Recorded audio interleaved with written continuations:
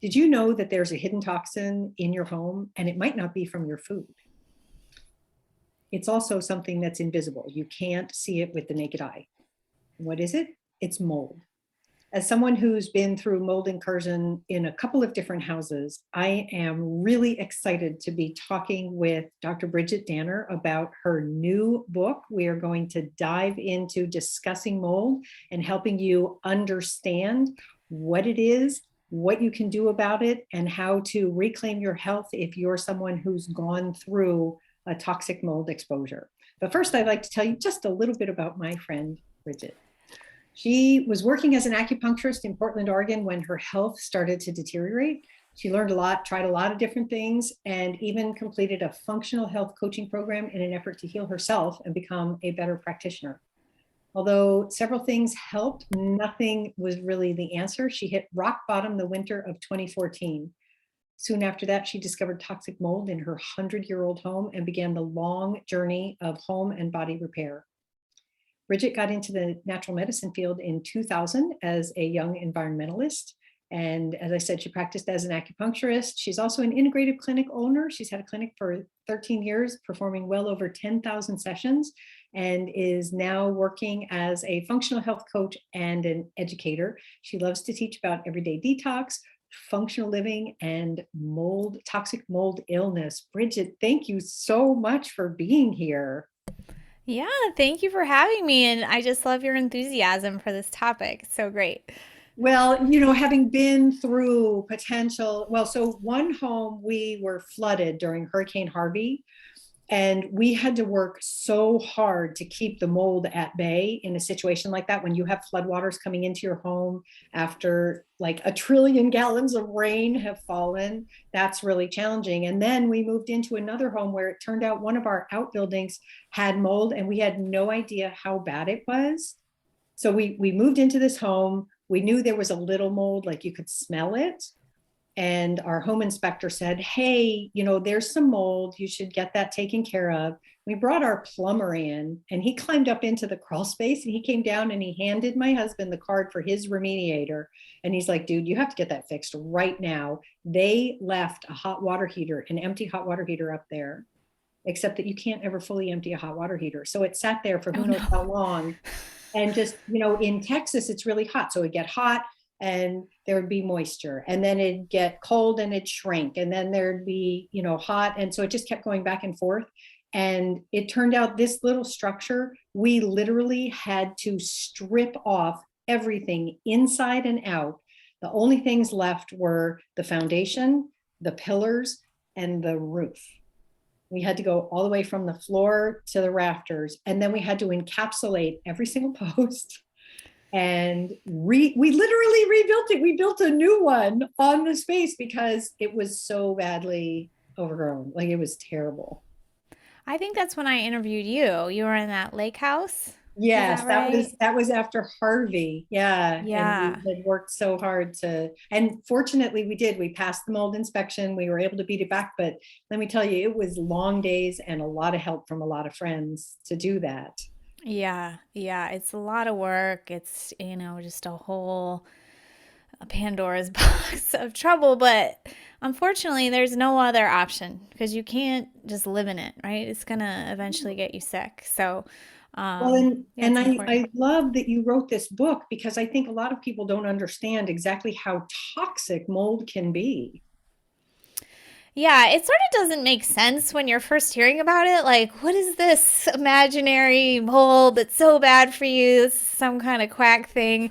So I kind of have my explanation for why I kind of think it happens the way it does. So, I mean, you have firsthand experience, but if you think about mold like in nature, like in a forest, it's decaying things and then things are growing and it's just sort of all a big mishmash and the weather's happening.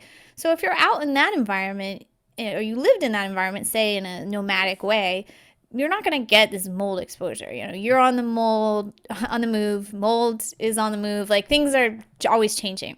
But a home is this sort of stagnant place, the still place with materials like wood and drywall and paper that mold loves to eat. And then when we have indoor plumbing or we have natural disaster like hurricane, which are increasing really with global warming, when there's water intruding into that home, it could just be like a little leak behind the sink or could be a major incident. Now we have moisture interacting with substances it likes to eat in kind of a protected environment. There's nothing out in the forest like breaking it down, changing it, knocking it over. It's just there kind of thriving. And there's many, many species of mold. Not all of them are toxic to humans. And it does kind of amaze me why the ones that are toxic to humans seem to do so darn well in a home. I don't know if I quite have an answer to that question. But not every mold you see, whatever, is toxic, but some of it is. And I think it's just that protected kind of false environment. And now we have EMF in our homes, and that never existed before. I think it just allows this mold to kind of thrive without competition. And we can get very sick from it. It happens more now, but even in the Bible, it's referenced. So that was a structure that could have get humid. So it has been a problem for a long time. And I think it's growing in awareness, frankly, because of the many factors like you teach about food toxins. So we're sort of compromised, now in our bodies from all the other toxins and from stress and food quality and Wi-Fi. And then we've got this mold constantly growing in the corner and emitting the things it emits. It can really take you down. It's just overloading the burden of what you can handle. So do you think it's worse now because we tend to build houses much tighter than we used to? I know a long time ago we had, single pane windows and maybe houses were a little bit leakier, and now we can literally build a super tight house. Does that contribute to the issue if mold gets inside? I mean, that's what they say, that it can. It certainly can. So, when in like the 70s, when things got more energy efficient, then there's potentially like humidity or things can't breathe. But like in my example, I was in an old home, and those can be a problem too. So it's just really a matter of, water hitting something that allows the mold to grow in an unencumbered way. And that could be humidity too. There's other factors. For instance, we had too high of humidity in our basement. That's a good environment for mold to grow. So yeah, it could be these energy efficient homes where maybe there's some like trapped air in the walls that's humid. There's just lots of scenarios.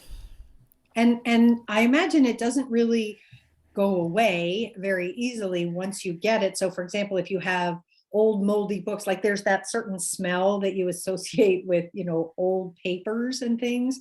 And I imagine that the mold spores, once they infect things, walls, substrate, books, whatever, it's difficult to get rid of it, isn't it? Yes, it is. And that's kind of some of the problem with especially like landlords or just sort of untrained homeowners are just like, well, you know, I'll put bleach on it and then I'll paint over it, or they'll cut out a piece. I know when you were doing your home, you guys were pretty aware of like, you can't just cut like the little wet piece, you got to cut further out. And then you've got to clean really, really well and potentially like sand other surfaces that maybe the mycotoxins have like adhered to. So there's the colonies that can be visible, but then there's a lot of the things like you said earlier that you can't fully see. So a sort of half-baked remediation job of water damage can still leave behind those toxins that are making you sick. And so one of the things that I wonder too, aren't there some people who are going to be more susceptible to mold than others? Like not everybody is going to immediately walk into a space and start getting sick. No, I mean, I think usually the exposure is long term. Mm. And, people usually won't be exposed to mold and pick it up right away, especially if it's like your body's first encounter with that, because the body's probably sensing it, dealing with it, thinking it's going to move on. But then it keeps going and going and going, and then it's inflaming your body and disrupting your systems, and that's when you become symptomatic. So that just happens over time. Usually, it's more like once you found out I found out I had mold eventually. I mean, I couldn't tell the house was moldy for many years. And then, I got into a safer space and healed. So now, quite quickly, I can tell when there's mold because my body is now sensitized, like, ooh, that's danger. So, yeah, I can go into the wrong library and, 30 seconds later, I'm going to leave because I can tell. But most people don't have the nose for that. They're just they're in it. So yeah, I forget where I was headed back with that. But yeah, you said not everybody is affected the same. Sure, it has to do with age, genetics, other loads on the body. It's not just genetics. There's been a little focus on one certain gene, but we have lots and lots of genes that do all sorts of things for us, help us detoxify in lots of different ways. So there is one gene that can help tag mycotoxins so that's identified by your immune system, that they call that the dreaded gene, the HLA-DR gene, but that's just one component. So I do think that gene can mean you have a higher mycotoxin load, but really anybody with chronic long-term exposure, eventually your body is going to start feeling that burden. And for one person in the family, it could be skin issues, another could be respiratory, another could be attention. One other person could just seem to not have any symptoms. But I bet if you tested that other person, they still have mycotoxins. So there's just a lot of different components at play. So pretty much anybody, if you find out you have mycotoxins, you do need to assist your body in removing it. Just like in the home, it's not so straightforward to just cut it out or cover it up. Same in your body. Your body generally needs some help because these little mycotoxins are quite crafty. They can get into cells in the brain, really anywhere in the body. So how do you get that all out? You really need a more specialized approach. There's a lot of great basic things to do, like getting fresh air and drinking water. But the body seems to generally like assistance with things like binders and things we can talk about to actually remove them. Because when we poop and we're trying to expel toxins through the bile also can get recycled. The body tries to save that substance. So sometimes the mycotoxins are just coming right back in. So that's just one example of why you need to give some extra help to the body. I remember one woman I tested. She had lived in a moldy home in another state, and they found out about it and they moved, and she didn't do anything about her detox, nothing. And this had been, a few years, and we tested her, and guess what? Still mold in her body. It's it didn't go away on its own. It doesn't go away on its own. Sure. No. Well, so before we talk about binders and things to do, what are some of the top symptoms that might lead someone to at least suspect that they have mold overload in their system? Yeah, I mean, this can be tricky too because there's so much overlap, right, with things like Hashimoto's or adrenal fatigue or whatever. So I would say the top two are fatigue and brain fog. I'm probably going to hear about those the most. But because of the way it's affecting every body system, really any could be affected. Usually you're going to have some digestive upset and food intolerances. It really disrupts the gut microbiome, leaves you more susceptible to infection. So you might be seeing gut stuff, hormone stuff. It's inflaming your hypothalamus pituitary axis. So hormone levels can be low, PMS can be worse. I had a lot of spotting between periods for years that I didn't know why. Fertility could be affected. Again, skin stuff could because your body's detoxing, you could have some skin stuff come up.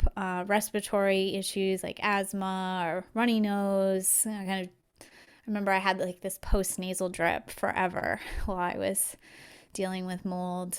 Wow. So it really can affect every body system.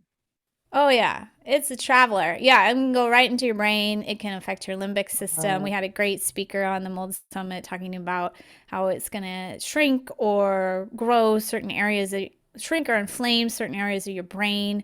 That's going to affect so many things, balance, memory, ability to process information, your mood. So you can kind of just be thinking, what's going on with me? I'm losing it. So, and frankly, I say that because people are going to be listening and that's me. I'm trying to be well and I'm just nothing but chasing symptoms. I'm tired, I'm moody, I just can't get a handle on myself. And that's when I really emphasize, like, think about toxins in your Mhm. life. That's what you teach too, because they are, kind of playing this role in the background that can Sure. really take you down. And so, you had mentioned about binders.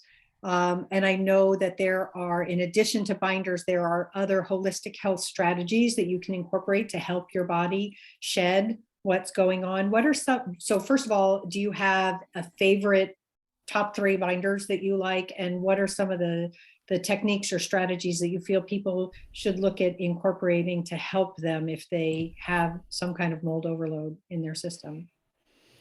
Yeah, so binders specifically, they either physically or chemically bind to toxins, usually in the stool to help them be pooped out rather than recirculated, like we said. And there's been some research done on specific binders working on specific mycotoxins, which is pretty cool. Um, some of that I think is helpful, but at the same time, I think just saying, like, I'm going to match my lab results from my urine with these binders, there's probably more mycotoxins than you know about that are bouncing around in you. There's Yeah, many because some of them mycotoxins. hide too, don't they? So there's like somebody who's up on top shielding or hiding some of the other mycotoxins because it's just so prevalent. And then as you begin to decrease some of the levels, you begin to see more activity. Yeah, I think it can change. I'm not totally sure about the shielding part, but I definitely think it's like a moving target. So if you test your urine one day and you're like, these are the ones I have, that's just a 1 day sample. So we don't know for sure. But I do think that's some interesting research. So some things that are binders are actually some yeast, some bacteria are Oh, binders. wow. There was a lot of research in the agricultural field before we got into this for humans because animals are eating moldy food, often Oh, moldy grain, and then they get sick or they're infertile. So, in that space, there's been a lot of research about how to bind up toxins and mycotoxins. So, it's pretty interesting. So, some bacteria and yeast, charcoal is a kind of a famous one if people have heard of. Citrus pectin is one. Something called fulvic and humic acid, which is kind of like a soil matter. Zeolite is one. So a lot of these things are sort of like powder, like earthen powders. They're kind of like, strange. Clay is another binder. But really, these have been historically used well for a long time. Like clay has been used for different stomach upsets for a long time. And yeah, they've been using it in the animal world, and us humans can use it as well. So I'm actually developing a binder. It'll be out in maybe 4 months, and it's pretty exciting. It has also some qualities to kind of ease your gut and keep your bowel movements happening because binders can be a bit constipating. So mine is like a blend. So it's sort of like I said earlier, like you potentially probably have a lot of mycotoxins. So we're just gonna throw a bunch of different binders at it. So that's one way to do it, is to use a combo product, and another is to cycle binders. So maybe you're doing charcoal and then you're doing chlorella. That's another binder. And then you're doing the pectin. You also can kind of see what you tolerate. And some people are supplement sensitive when they're in this space. So they might do fine on the pectin and not like the charcoal. So, if especially if you're sensitive, you may want to try a single ingredient type or like a microdose. Some of our clients just have to pour out from the capsule like a little tiny bit, and that's all they can tolerate. Because again, the body's become so sensitized to anything new that it's nervous basically about supplements. So, that's a bit about binders. Did you want some other well, so detox ideas from there? one thing that I wanted to have you talk about, because I know some people see this as kind of like very woo woo, very weird, not sure they're ready to go there, but I know it can be really helpful, the idea of a coffee enema. So can you talk Yeah. about that and why that can be so helpful? Yeah, I mean, in my book, I put that in my top 5 techniques, and I love a lot of techniques, but it was a real game changer for me when I was at my lowest and most fatigued.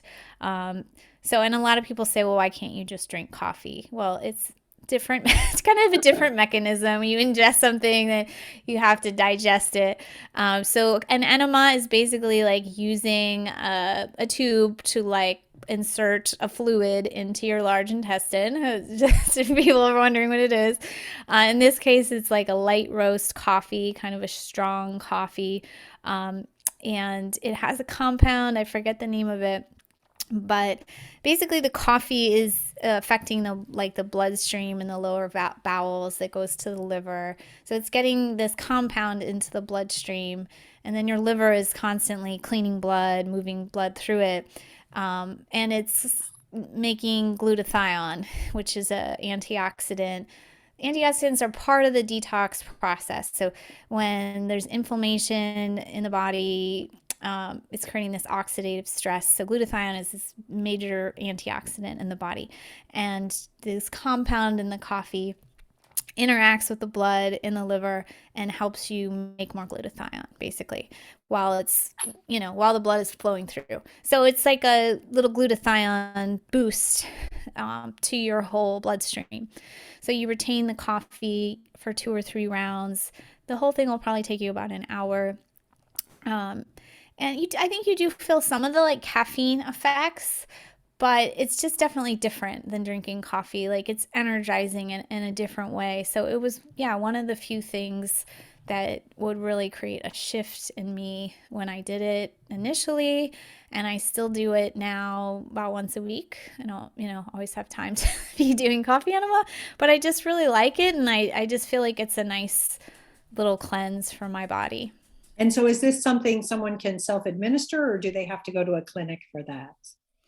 Yeah, you can self-administer. I bought a kit on Amazon, and I just buy usually my light roast coffee locally and organic, or you can use a brand that's like mold tested, like bulletproof. Yeah, that would be really important. Make sure you're getting mold-free coffee, because that's the last thing you want to be doing, I would Yeah, imagine. I mean, I would like to learn more on this, but I visited this coffee farm in Hawaii, and I was like, well, what about like mold in coffee, and isn't that a big problem? And she was like, you've got to be doing some really nasty practices to let your coffee be drying in such a way that it's getting moldy. She's like, that's some low Oh, class well, stuff. that's good to know then. That's good, because I know sometimes you see all these things about mold-free coffee or tested coffee, and so I that's think what. the testing is great and really holding a high standard, but at least this conversation made me think like it's the really like, garbage coffee that is, potentially moldy, because she was like, no grower in their, good conscience would be, setting it out in such a way that it would be growing mold. And so I thought that was interesting. I find if you're very sensitive, you may want to stick to the mold-free coffee. But I usually just buy like organic, like kind of fair trade, light roast coffee from the grocery store and like in the bulk section, and it seems to have been okay for me. Well, that's good to know. Well, and so I know you have a copy of the cover of the book. Would you Yeah. if you I were don't on have the whole it? book. It hasn't gotten printed I yet, but know this it's is what it's going to coming, look but it's like. Ultimate Toxic Mold Recovery Guide. Take back your Yeah. health, home, and life. And that's so amazing. I think it's going to be really helpful and really useful for so many people to have access to this and really learn how to reclaim their life, all aspects of their life from exposure to mold. Yeah, it's a really comprehensive book. It's kind of the first of its kind to help you with the house part and the emotional part and the physical part. So, yeah, it's such a journey, and you've been through some of that, and like I even remember when I interviewed you that time, you were still kind of like in that Oh yeah. glossy space of just like, I'm just holding on here trying to get through all this. I know. And I think that's one of the things people don't realize when you're dealing with that, when you're in the middle of that, no matter where your journey is, but just dealing with that whole issue of mold incursion in your home, in your body, whatever, it can become all encompassing. It takes a lot of time, Yeah. effort, and energy to address that. Yeah, yeah. And yeah, it really sometimes the best you can do is just kind of hold on and stay grounded and get your sleep and just kind of put one foot in front of the other. And eventually, you will come out on the other side. And I wish I'd had that book both times when we were going Oh, God. through the What was your second time? The second time was the house that we're in now, where we had that little casita space that was moldy with the hot water heater. Oh, I didn't realize there was two different ones. Okay, Yeah, that was gotcha. that was a Okay. different that was a different scenario. The first one was the house up on the lake that had the hurricane, and then the second one was just somebody left a hot water heater in the attic because they thought, oh, we emptied it, it's fine. It can be And the it wasn't. silliest stuff. Yeah, it really taught me that being a homeowner isn't just about decorating. Being a homeowner is like, you better know some things. You better understand some things. You better put your money into making sure you have right drainage and all that. So, because that stuff can really come back on you. So, yeah, we talk a little bit about that in the book. And I think it's just good information to have as you buy a new home or move into a rental. It's like definitely be looking around and asking questions because you don't want to move into a lemon of a situation, and occasionally it's going to happen anyways. It's not, this stuff is tricky sometimes to find, but yeah, awareness is like a great first step. That's awesome. Bridgit, this has been a fabulous conversation. Thank you so much for sharing your knowledge and your information with us. I cannot wait for the book to come out. When's it supposed to come out?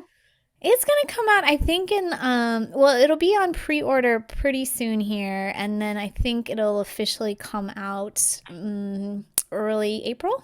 Okay, great. So we will Yeah. make sure to remind people when that happens. In the meantime, if someone wanted to connect with you, how would they find you?